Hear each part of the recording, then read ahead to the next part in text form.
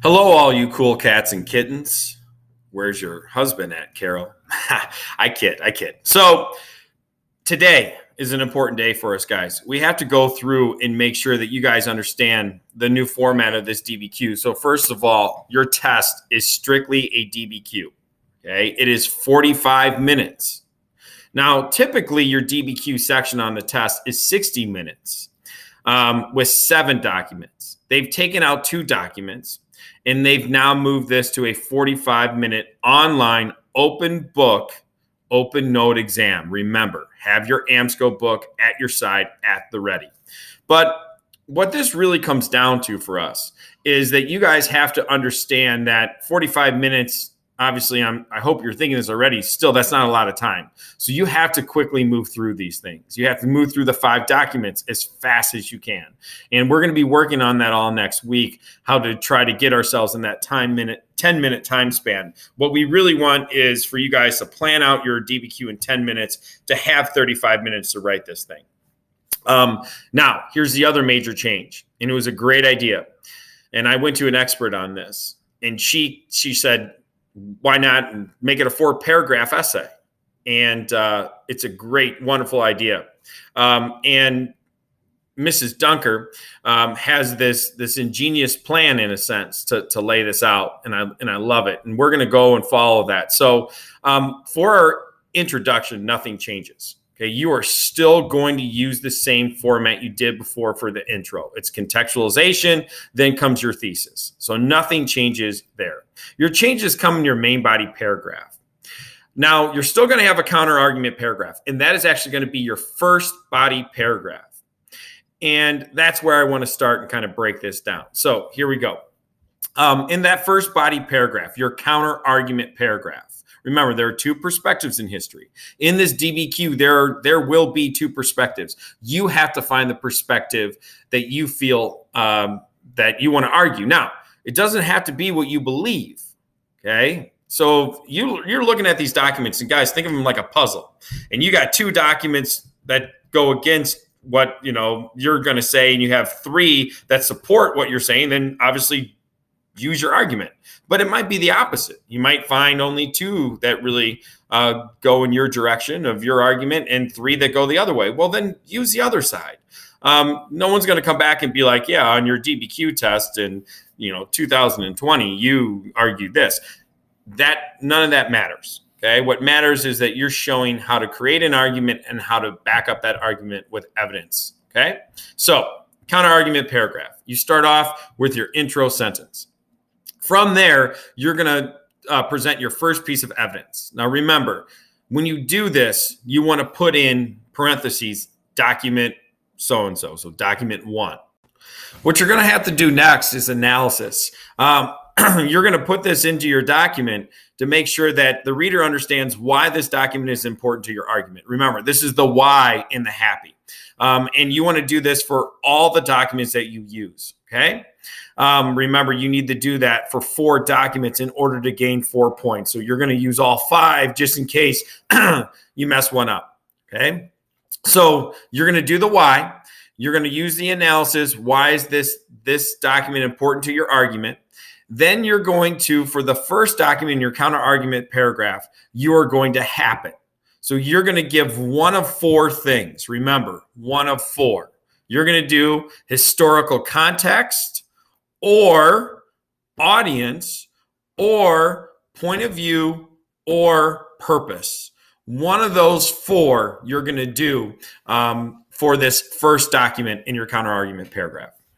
Then you're going to have this connecting or corroborating sentence that brings you to the next document in the counter argument paragraph. So now you're going to use a second document in your first body paragraph, the counter argument paragraph. You're going to use a second document.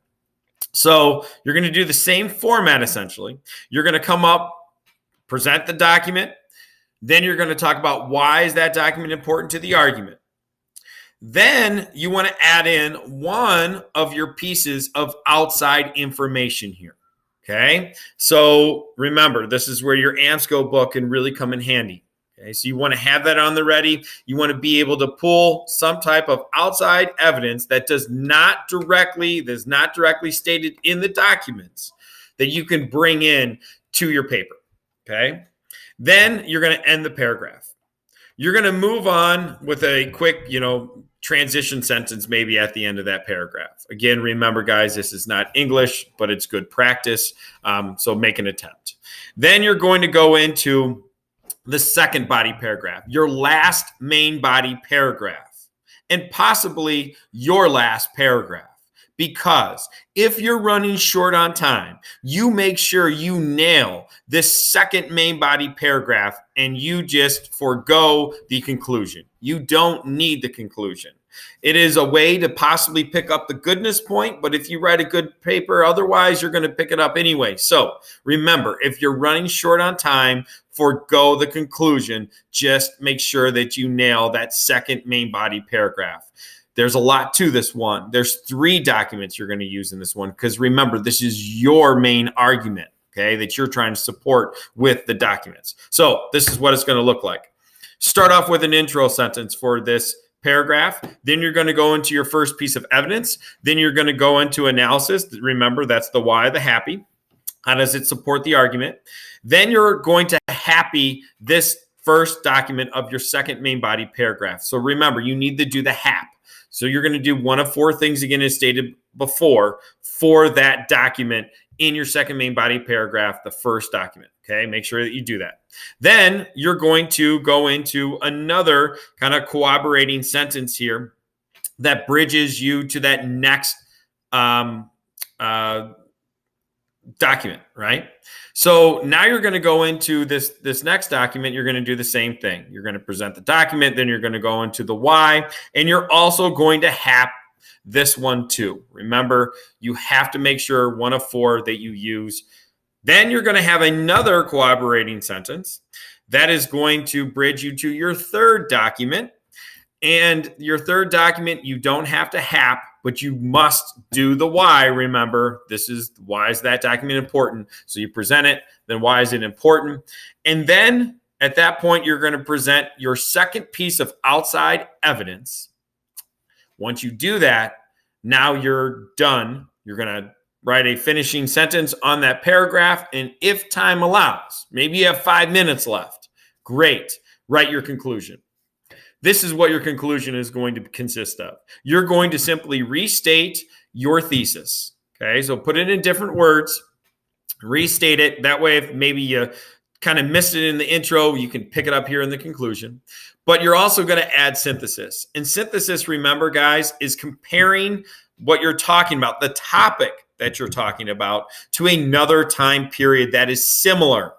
Okay, so pull out another time period. Pull out a thread, a topic, in a sense, in that time period that you know kind of correlates with what you're speaking to, and make sure that you use that part.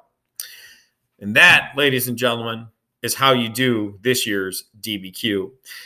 You have 45 minutes. So again, we got to start learning how to quickly break these documents down and make sure that we become pretty proficient at it in the time that we have left. So next week, we're going to use to dedicate to that process. And if we need to use the following week, we'll do that too.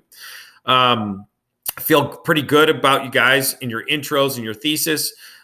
So we can make sure that we start to kind of hone in on these, the document analysis, and then eventually our main body paragraphs and practicing those. So today, I do want to make our announcement too for the winners. So those winners will have to make sure that, well, I'm going to email you today to set up a time tomorrow, a pickup time tomorrow. That way you guys can pick up your rewards. And yes, I did say winners. I have 5 total winners. The way that I work this out, I have 1 U.S. history class and I have 4 AP U.S. history classes. So I have 4 A-push winners and I have 1 U.S. history winner. And so I will announce those in just a second. All right, so here we go. The winners of our omelet contest. And guys, I got to tell you, the pictures and videos, some people sent in videos, were amazing. You guys do amazing work, and you always make me proud. So really cool to see. So remember, this is the big bag, right, from Costco. Now, you're not going to get the whole thing, but you're going to get a lot of it. I'm just going to divvy it up into to 5 equal parts there. So it should be a lot of candy. And remember, I'm going to wear gloves in this. And I even have a personalized note for you of congratulations within that bag. So here we go. Without further ado, drum roll, please. For U.S. history, the winner is Shannon North. Congratulations, Shannon. I will email you again, and we'll set up that pickup time at school at the front doors of Prairie Ridge High School. I'll get a hold of you today. And then the winners for the A-Push classes, drum roll, please, are Delaney, Dimitri, Paloma, and Luca. Congratulations, guys. You guys did an amazing job. Again, I will reach out to you guys to get you your candy. We'll put it in front of the school tomorrow. That way you guys can pick it up. Thanks, guys. I want to give an extra special shout out to Mrs. Dunker, who put together that sheet that you're looking at. Amazing sheet. She is the queen of organization. So big shout out there.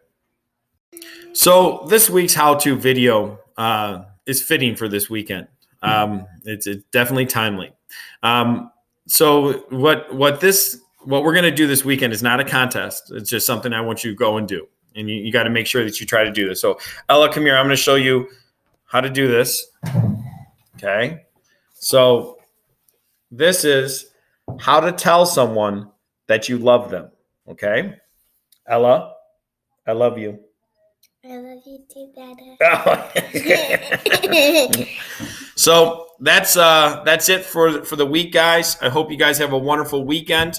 And we will see you guys on Monday, and we'll start getting ready for those DBQs.